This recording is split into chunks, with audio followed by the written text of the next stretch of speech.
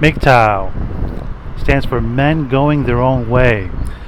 I did not know about this until I moved back here to the United States, Chicago, and a lot of the concepts for the Mgtow movement ring true with what I've been going through most of my adult life as a male. Growing up at the end of the 20th century into the 21st century, and the contrasts of the Mgtow movement, both in the East and the West, have some similarities. It also has some differences that I want to talk about. We've heard about these Japanese guys that are trying to go at their own. They're not following in the footsteps of their fathers, their uncles, and their other male role model figures in Japan, and that's part of the reason why the birth rate is down. Now, looking into that, I can kind of parallel with what's going on here and some other European countries. Obviously, that birth rates are down, and it has to do both with the economy. It has to also do with a lot of social issues that have been kind of brushed underneath the rug, so to speak, and not talked about. But I'm going to talk about some of them here. You know that the marriage laws in the United States are some of the most curious around the world. For men, in particular, to get married, in the United States, it's really kind of more than just a social contract, and it's more than just being joined as families, and basically in the eyes of God, if it's a religious thing too, depending on that. But it's really more of a contract, really, with the state. If you look at the laws and bylaws of it, and for that reason alone, a lot of guys are not getting married or waiting to get married until they're 110% sure that everything is going to work out for them. And I was talking to an African American guy here, and talking to him for quite some time, and he told me, he's like, you guys and your thing and the white culture are finally starting to get the point. It's been this way in the black culture for a long time. I'm like, why? And he said, well, you know about the whole baby mama phenomenon, that goes in the black culture for most of the 20th century. He's like, that has a lot to do with the marriage laws, and a lot to do with guys being hamstrung and not being able to be men. And he's like, we picked up on that stuff really quick, and so instead of getting married, we have children, a lot of them out of wedlock, and that's just kind of how we roll in our thing. And he also mentioned that because of the social safety net over the decades here, it's been really easy for them to go from being poor to being kind of poor on government support. I mean, poor is poor, that's true, but I mean, if you're already poor and you have no prospects, going on the government dole and having a couple children and getting paid for it is something that has been attractive to a lot of people in the minority cultures. And he confirmed that. It rings true to me. It makes sense. I know that. But with the Caucasians, what's happening is they're seeing that this fourth wave of feminism has really crept up and kind of bit us in the rear end, and a lot of guys weren't prepared for that. I mean, they knew about the marriage laws. They knew that most courts side with women when it comes to marriage disputes, and it's just basically a contract with the state is what it is. And you know how the taxes are tied into all that, and you know that it has to do a lot with property too. Curious to say the least, but this is different, particularly in China. In China, you'll see that it's a lot of traditional values. Things are still pretty much, man's world stuff, and that's there for a reason. Part of the reason is because it's always worked over centuries, right? You have the traditional patriarch and matriarch of families. You have a strong unit that's able to keep most of their wealth within the family unit and not get it divided up. What do you have?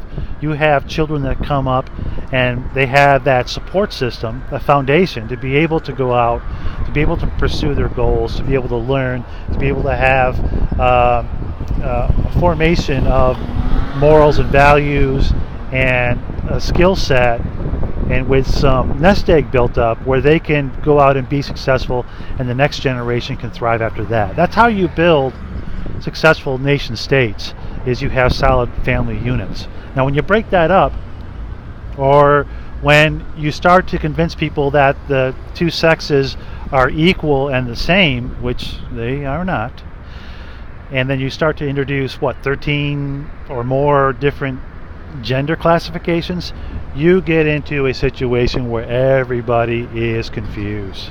I mean, I would hate to be coming up as an adolescent in this environment, knowing that job prospects are low. You've got a dollar that is, going to rapidly be failing. You've got uncertainty in the international arena. You've got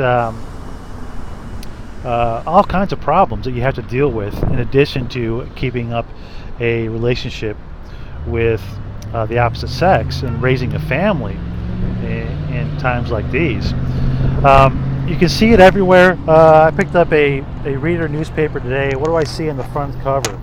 I see a guy, Carlos Ramirez Rosa, and he's an alderman here in Chicago, and it's talking about the New Democratic Socialists of America. We're talking political party here. Now, if being liberal and voting for the left isn't enough, they're going even further to the left now, and that has a lot to do also with the whole Bernie Sanders movement, and the situation in the United States is not the same as it was before economically. Look, we do not want to be Canada. We do not want to be most of the European states, because as you know, socialism does not work. Socialism and communism are related, closely related. We'll call them cousins. And taking from the people that have and giving to the people that have not has never worked throughout time, never will work, especially in a population of this size. It just does not work. And so be it. So goes the marriage laws and the relationship between men and women. In China, basically what happens is men and women get married, right? But everything that they bring into the marriage is divvied up if there's going to be a separation of that marriage. Okay, there is no punishing the male for irreconcilable differences or whatever, and giving it to the female because she earns less. That stuff doesn't hold there. Whatever you bring into the marriage is what you take out. The matter of custody is largely up to the children, depending on the age. But first and foremost, I'll tell you that in the Chinese culture, if it's a son, the son will go with the father, because sons are more highly prized in that culture than daughters. Daughters are usually, unfortunately, forgot about by their fathers. And this also breeds a lot of the social problems that are within China, but that's a whole other issue. Here, it's like you've got to, when you have a relationship with a woman, there's all these qualifying questions that I've noticed over time. And these qualifying questions are there so that she can understand what she's getting into, and also understand what she can get out of the relationship. Because let's be honest, when you go into a relationship, you're thinking about what you can get out of it. You're not thinking about the pitfalls. Nobody really does that. I mean, they're doing it more now because of Mgtow. But initially, you're like, hey, the advantages of it, right? You buy a new car, you're like, hey, the car has this, and that, and I really like it.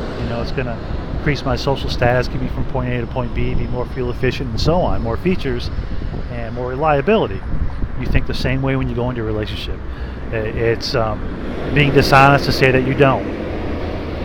But when you consider the downside of male-female relationships nowadays, the way things are, for guys, what's in it for guys? That's what we want to know. What's in it for guys? I mean, like my African American friend told me, he's like, you're not in it to have children because people are having children out of wedlock, right and left. You're not in it for the money if you're a guy, because rarely do you get paired up with a woman that makes more than you do. Which, by the way, I think is a good idea. If you're going to get married, make sure that your spouse makes as much as you do, has as much assets as you do. You're on almost equal footing, because then what it does is it doesn't leave you vulnerable to having your entire life turned upside down and paying for a spouse that maybe you wouldn't be seeing or living with for decades. Okay? Alimony, palimony, all this stuff is designed to drain you dry. It's designed to drain you dry. You could be paying for children and a wife that you don't even live with or haven't even seen in years, and it's wrong. It's wrong. So that's my kind of my 2 cents initially on Mgtow. The movement, is growing. It rings true.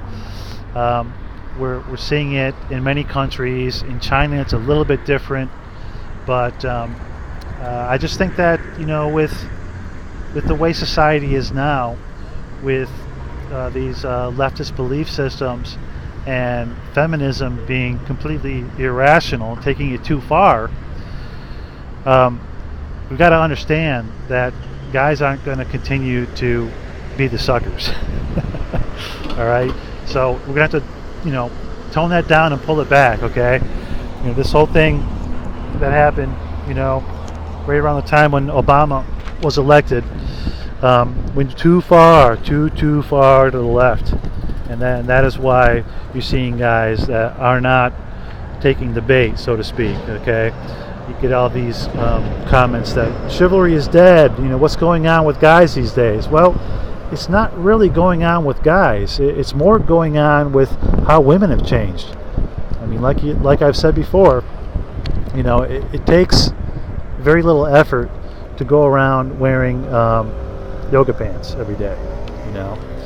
That kind of effort, we see that, and we see that guys, are putting some effort in. Like this chap here walking toward me, he's dressed stylish, he's well kept, he's forward thinking, I would imagine. How is he going to pair up with a gal that has yoga pants and hair pulled back and isn't really going to do much of anything to increase her appeal?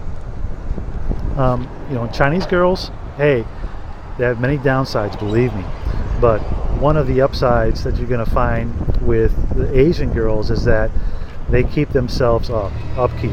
Okay, they're looking good, they're always clean, they always have that self-dignity. They're not tatted up, they're not drugged up, and they're not dressed like hoes. They're trying to put their best foot forward. Now, they may be a little mercenaries in some respects, and they may expect the guy to pay for everything in most cases, and they may expect more than what some guys are willing to give. But all in all, I think the West needs a little bit more of that Asian femininity for the women, a little bit softer, because from what I'm seeing, it's not too attractive for me as a single man to jump into a relationship with somebody that A, I don't find attractive, and B, I understand clearly that if there's ever a divorce, I'm going to be the one taking the fall. Okay, the court's not going to rule with me, they're going to rule with her. So it's risk assessment, right? You've got return on investment, you've got a risk assessment to take, and Mgtow is telling guys that basically it's not worth the risk. So when it is worth the risk and things get back to being a more strong foundation between men and women, give me a call, and I'm in all the way.